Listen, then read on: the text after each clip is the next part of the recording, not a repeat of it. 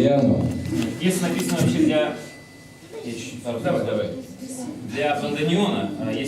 Был такой аргентинский композитор Астор Пьяццола, который написал известный танго. Его называют отцом танго. И был такой инструмент, есть бандонеон. Это небольшая такая гармошка, популярная в Аргентине, во Франции. Есть похожие инструменты на нее. Вот. И родоначальником вот этого, не родоначальником, наверное, с аргентинского танго и таким отцом танго является Астор Пьяццола. И мы сейчас исполним известнейшее произведение вот этого автора, называется «Либертанго». Надо сказать, что аргентинский танец – один из самых сложнейших латиноамериканских танцев.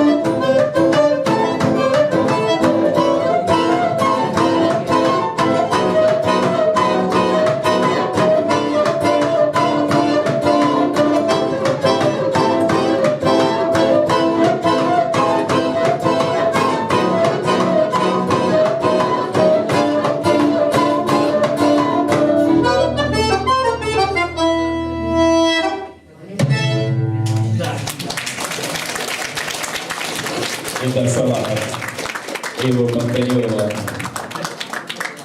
Ну что ж,